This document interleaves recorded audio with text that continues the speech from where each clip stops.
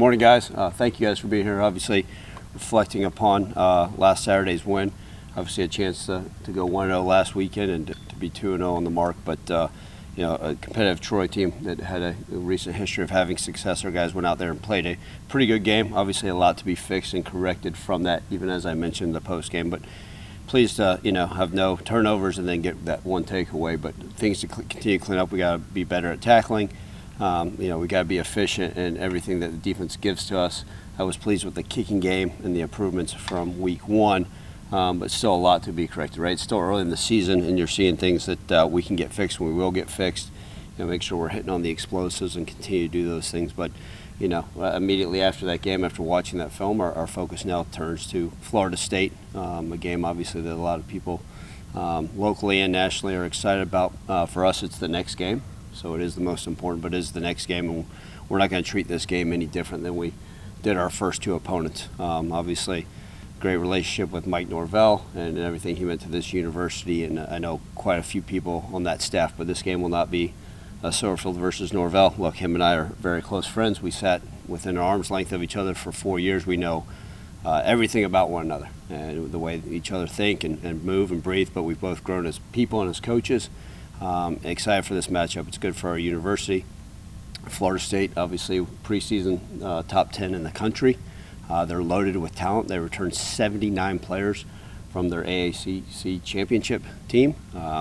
They also returned 9 ACC, all ACC players. All right, and they also boast the country's longest tenured offensive line with a group that's got the most starts and most career college games up front. Their defensive front was also considered preseason one of the best in college football. They're very, very talented. We're going to have to go on the road and play in front of a great atmosphere. But we're excited about the challenges ahead, and the focus will be on us this week and then finding ways to improve. And looking forward to playing another early game and ready to rock and roll. Coach, the defense only given up one touchdown in the last 2 games. When you watched the film this weekend, did it really kind of line up, and what do you need to do to kind of push that to this week?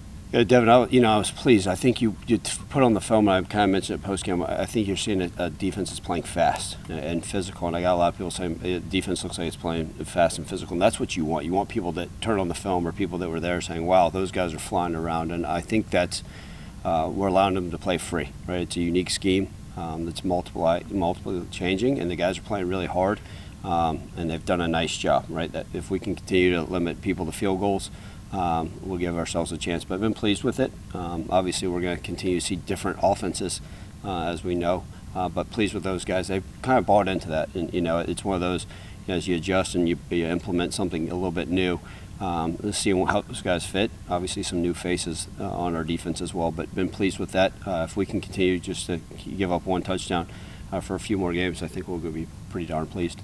Ryan, you always talk about, as it pertains to your program and what you said, positive, negative, keep the blinders on. But have you talked about with your team to not let your guard down surrounding the commentary around FSU because of their 2 games? We don't even think about that. I mean, our guys thought North Alabama could beat the world. I mean, and our guys lined up and they thought Troy was the best team in the country. Our team's going to line up and think, but we're not going to lack self-confidence. But we also understand the opponents we're playing. There's no letting the guard down. There's no such thing in college football. I think you just put on, go watch the Notre Dame, Northern Illinois game, and credit to Northern Illinois, obviously, who went out there and did. But, we show them all the time of things that occur in college football. It's really, really hard to win football games. So we're going to have to be our absolute best. This team that we're facing is very, very, very talented. Look, Mike Norvell won National Coach of the Year last year. They've got all the bells and whistles. They got it all. But guess what? We're hungry, and we're going to come out swinging. Speaking of that Northern Illinois upset, and you see what Boise did with Oregon, Tulane went to the wire, Kansas State. Do you put pressure? Does that put pressure? And you got, man, we got to be perfect the rest of the year, no matter what. I can't focus on anything else other than the Memphis Tigers. I really can't. I can't.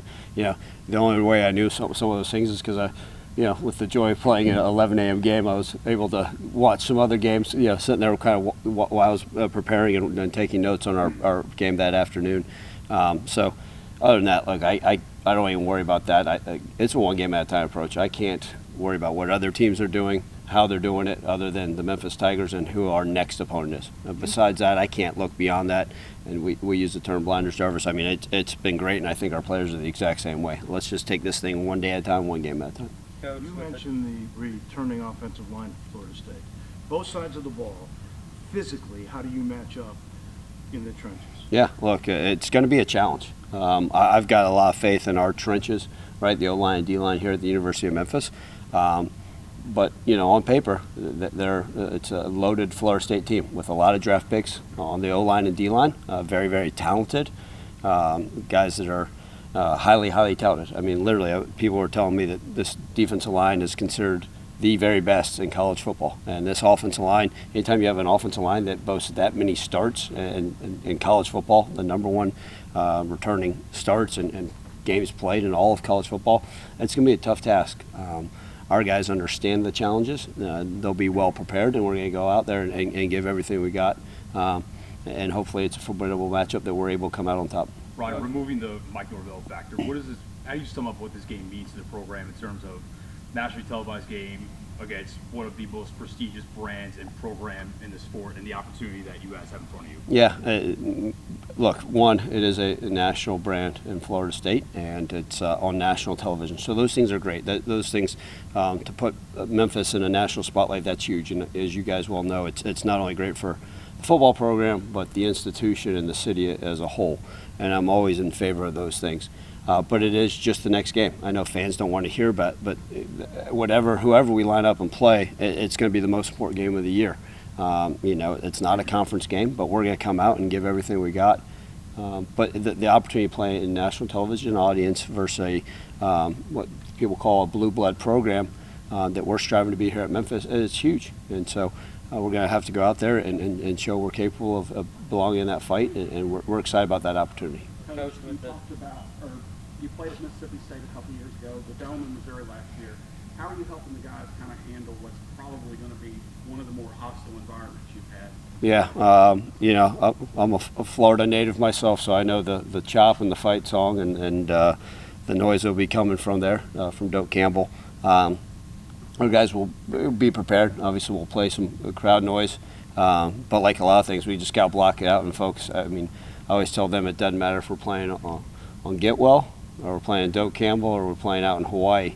The environment shouldn't affect us. Obviously, it's going to be a tremendous crowd. I also suspect there'll be a lot of Memphis Tiger fans making the trek and excited to see them up in the stands. But look, you know, in between those white lines, the next few days, we're going to have great focus and great preparation. And like I told our guys as well, and I told our staff, we don't have to do anything extraordinary. Just go out there and be the best version of ourselves, have immense focus, and play with confidence. But it starts with a great week of practice, and we can handle that one day at a time. I told our guys last night, take care of their bodies, get rest, recover, watch some film, and be ready for a great Tuesday practice. Coach, how's Mario Anderson adjusting to possibly being the next great running back at this university? Yeah, look, obviously, it was sad news about Sutton Smith. You know, a guy we all know and love that's worked his tail off to put himself in a place to be able to compete at a high level. So our thoughts continue to be with Sutton. But Mario's a guy that came in and obviously, you know, played SEC ball, led the South Carolina Gamecocks in rushing last year, and came here with the opportunity because he knows the great history of running backs here, and I think he fell in love with the culture that we're able to provide him.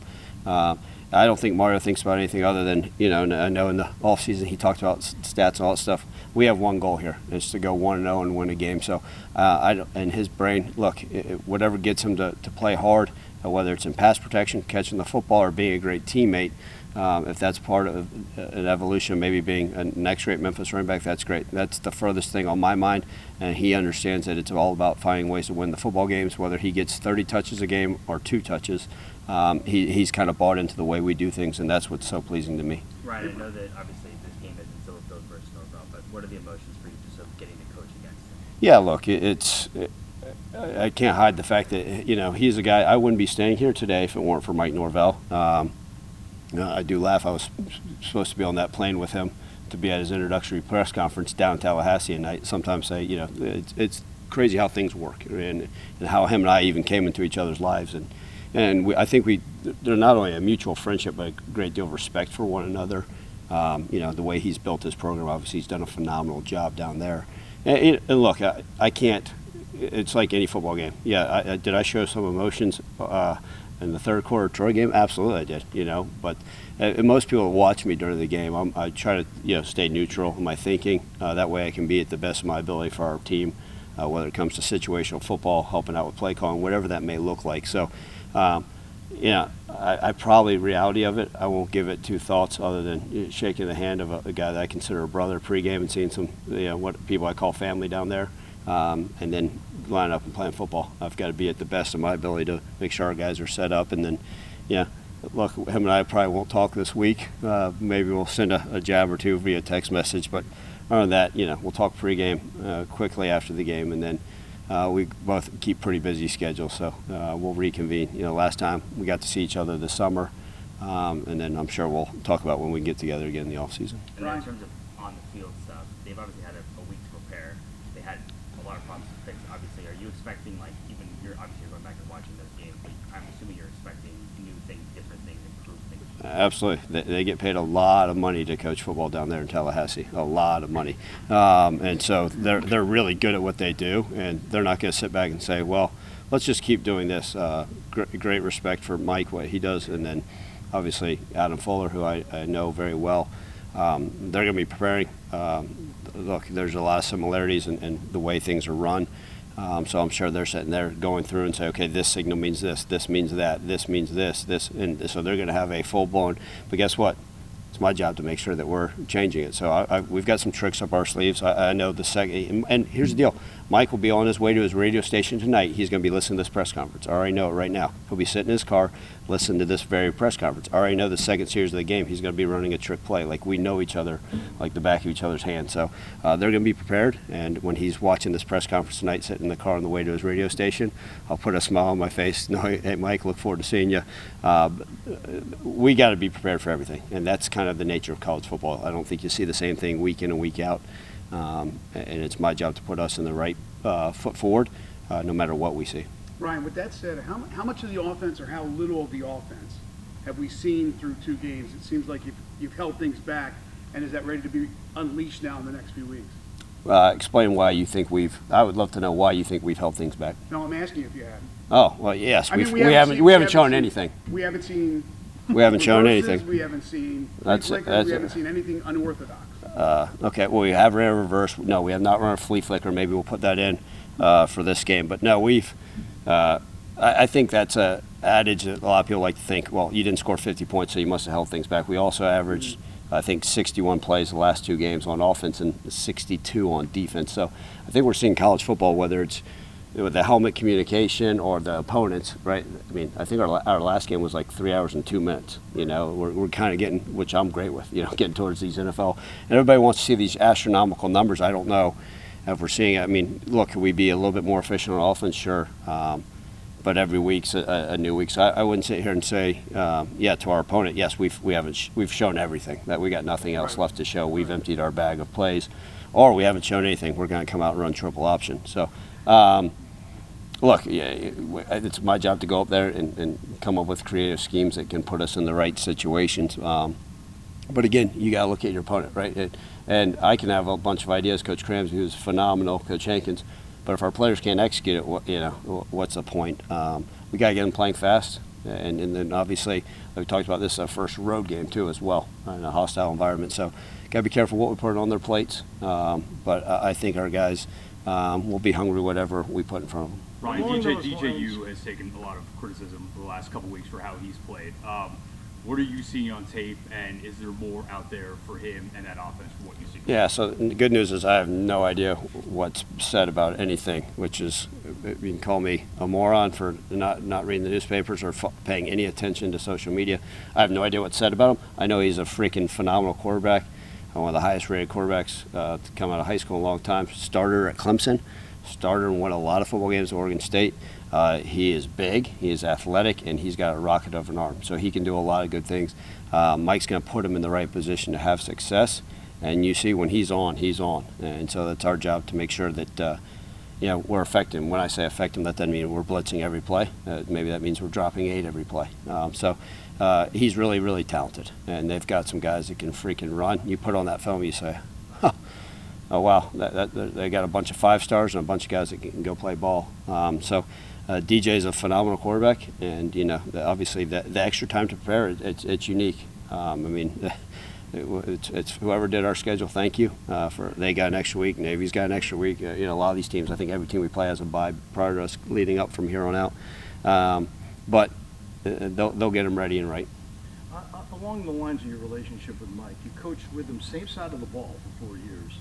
Has he changed from what you've seen very much? I mean, can you change? He's got basic philosophies which you share. Yeah, well, look, there's some things that you can look on film and say, I see what you're doing. And same, right? I mean, he can watch, and I think him and I could both, if there's nothing on and him and I are in a dark room, separate rooms, watching each other's film like we're both doing right now, I see what he's trying to do here. I see, okay. And look, we all adapt and change and try to improve.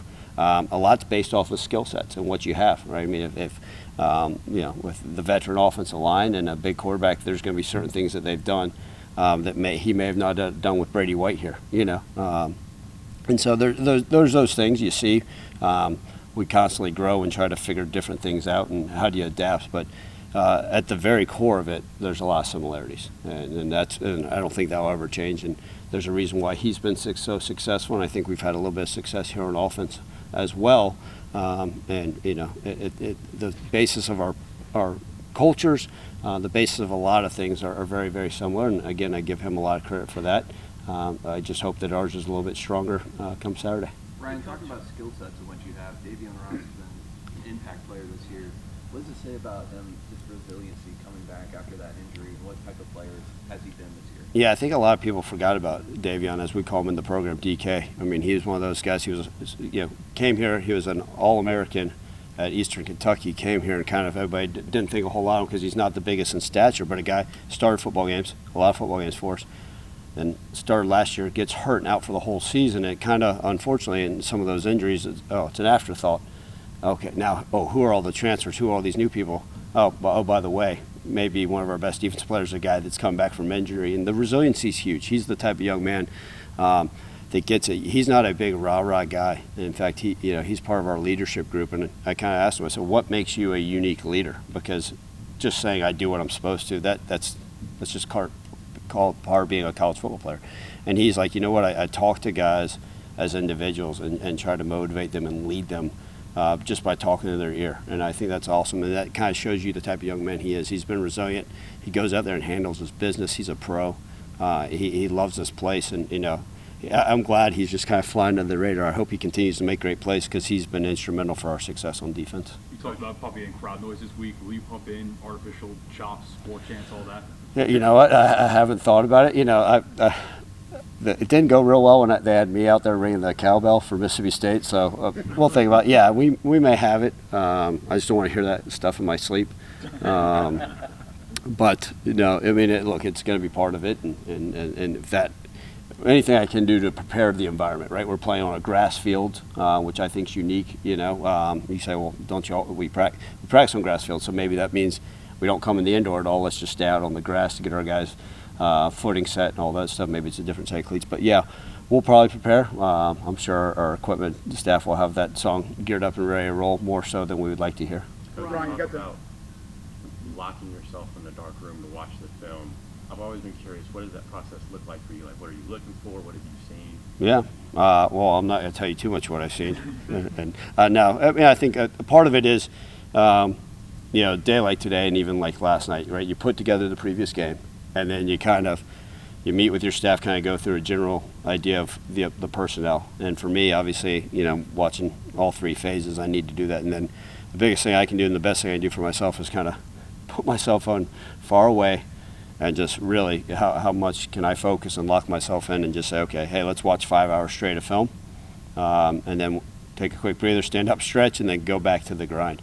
And I think that's what you have to do this day and age. And while I'm looking at that is, right, okay, hey, what are the things that we're seeing, offense, defense, and special teams, that may be weaknesses, okay? And then how does that play into things that we can attack and find ways that, okay, because sometimes you watch another opponent, you're like, oh, this looks really cool, I'd like to try this, and then you start making up stuff that's not part of your scheme. right? Oh, well, I saw them it doesn't work. And so how does it fit with what we do from a core, right? You obviously can adapt and overcome offense, defense, and special teams with some of that stuff, but I think that's part of it. And then, like for a lot of, right, like today's a base down day, and then tomorrow really study third downs, red zone, and the kind of the situational football. And then as we go in, then maybe 2 minute, 4 minute as we prepare. But I love days like today because, one, I can put my phone up for like 6 hours, which is phenomenal. Not, most of my issues, someone has to come knock on the door, and most people say, let's leave them alone. And then we'll gather as a staff and kind of go through some of that stuff this afternoon, which is a lot of fun to hear. We've got the amazing coaches, and I'm always excited to hear those that are much smarter than me, what they have thoughts and how we can attack our opponent. Ryan, we're just talking about the perseverance of Davion Ross. Brandon Thomas, I'm sure, put a smile on your face, scoring those 2 touchdowns. With the running back room the way it is now, he's going to be an integral part of the team. He's the picture in the dictionary of perseverance. Can you talk a little about Thomas and the road he's been through to be at this point? Brandon's one of those young men. Anybody that's been around him, he's just got that infectious smile, and he loves this place. And he's had, we'll call it what it is, an up and down career here at the University of Memphis. But he's a guy that recruited out of Little Rock and I've known really, really well for quite some time now. Those Greg, those are always fun ones because I've been around him. I know his story. It's different than the young man that you may only get to know for 6 months. And he's a guy that came here, and people forget. His first year was COVID, and in that middle of October he opted out of the season, and that was kind of one of those stories like, wait, what happened to that true freshman running back that was so promising? Well, he opted out of that season. And didn't go to the bowl game. And then the next year had success, right? Ran for over 100 yards. I always go back to that Mississippi State game and had success and was our starting running back. And then some other things happened. Didn't travel with us for the bowl game. And then, just kind of one of those guys, but he sticks around. He's going to get his degree this December, which I'm so excited, for him to get his college degree. That's something that, recruiting him out of high school, I said, I can't promise you anything other than I'm going to give you everything I got. I'm going to pour into you, and you're going to get your degree. And just to see his success, and he's also kind of really, you never sit there and say, hey, accept your role, but he's a young man that's kind of bought into it and said, okay, I'm going to be the short yardage goal line guy. I'm going to be a 3-phase starter in special teams. I'm going to do really well, and I appreciate it. But if we say we got to hand the ball to him first play of the game, he'll be ready for that as well. But yeah, Greg, I've been so pleased with his perseverance and his mindset and approach. And he's one of those guys that you just see the maturation process, right? We don't always get the 22-year-old that's the final product. Part of that is, and I always say it's my job, and maybe I'm old school in that approach of believing that maybe we can have a positive impact on these young men. I think we have on him, but he's also had a positive impact on me, and our program will be better because he's been part of it. What's your Coach, message? this is kind of something.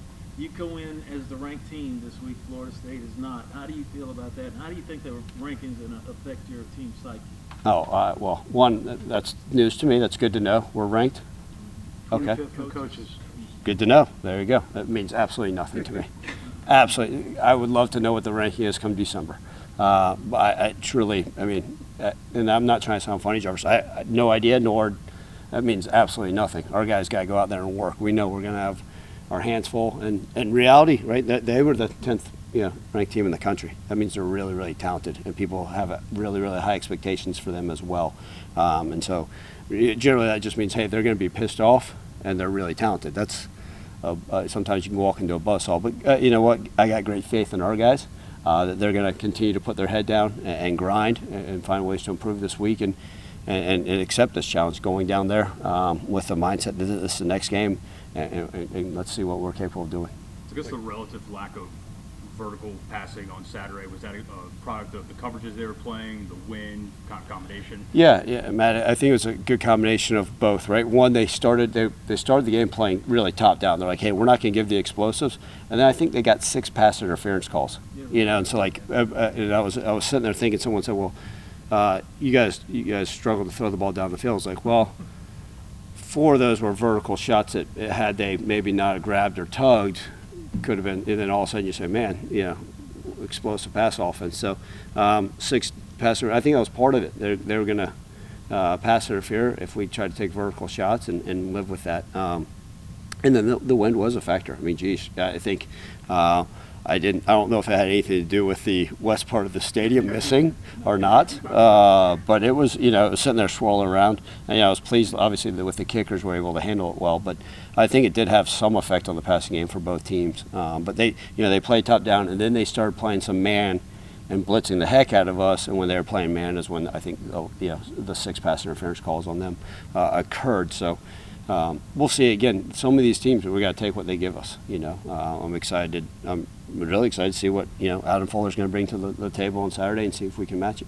Is Rock the new Calvin Austin? Is Rock the new Calvin Austin? He got all those PIs. Yeah. Hey, I told when Rock got frustrated, I said, "Hey, man, first downs. I don't care. You may have 0 catches. You go get us 6 first downs that way. We'll be quite happy." What's your message to playing against a team that's going to be completely angry and feel like they've got nothing to lose? Well, guess what? I'm a very angry person. I don't know if you saw my sideline demeanor. I'm generally angry. I'm only nice around you guys because I like the media so much. Look, if they're going to be well coached, and they've got, look, every time you line up to play the game, you got something to lose. We're all playing to win the game, and so are we. So it's going to be a heck of a matchup, and we're excited.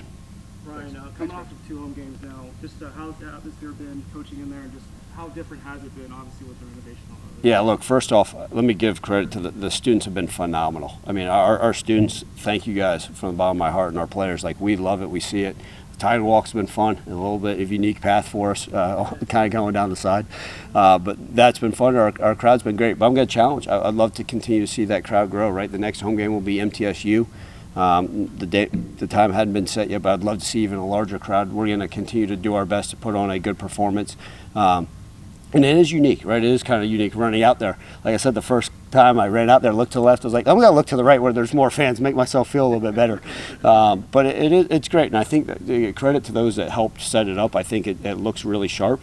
I haven't watched any of our own TV copies to know what it looks like on television, but it seems to be looking well. I don't get any fan complaints in my email other than play calling about hey, the restrooms, the ticket lines, any of that stuff. So it seems to be going well. But again, we want to continue to create a great home field advantage for us. So the more fans that continue to show up, even travel some of these away games, that blue shows out well in the stands. Thanks, Coach. Thank you guys. Appreciate it.